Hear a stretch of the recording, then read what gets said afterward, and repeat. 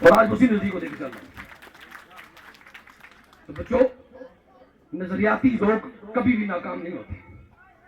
نظریاتی لوگ کبھی بھی مایوس نہیں ہوا کرتے. آپ نے زندگی کے میدان میں مایوس نہیں ہونا. آپ نے زندگی کے میدان کے اندر ہمت، بولے میرے ساتھ، ہمت نہیں ہارنی.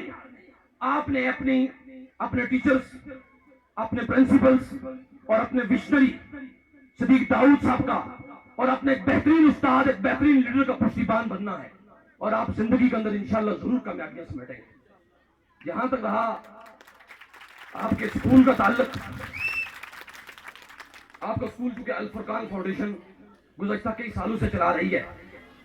انشاءاللہ اللہ رب العزت سے منظور ہوا. اس اسکول کے اندر الفرقان فاؤنڈیشن نے بڑا تعاون کیا آپ کے ساتھ. وہ چلا رہی تھی فاؤنڈیشن، کیونکہ الفرقان فاؤنڈیشن والے بڑی سپورٹ بھی دے رہے تھے اس وقت. لیکن جب یہ اسکول آپ کا ریڈ فاؤنڈیشن کی بیک سائڈ پہ تھا، تو وہاں سے جب ان میں چھوڑ کے چلے گئے، اس کے بعد یہ واحد وہ آدمی صدیق بھائی جن نے اپنی مدد آپ کے تحت اسکول کو رن کیا ہے. میں ابھی تو جو موجودہ صورتحال ہے، جن اداروں کی فیسز ہائی ہے، جن کے پاس پیسہ موجود ہے، جن کا پرائیویٹ سیکٹر ہے اور وہاں سے وہ اچھی خاصی فیسیں ارن نہیں کر رہے ہیں، اگر وہ کوالٹی آف ایجوکیشن پہ کام کر رہے ہیں یا تعلیمی قابلیت پہ کام کر رہے ہیں، تو وہ کوئی کمال نہیں کر رہی، اس لیے کہ وہ پیسہ لے بھی نہیں.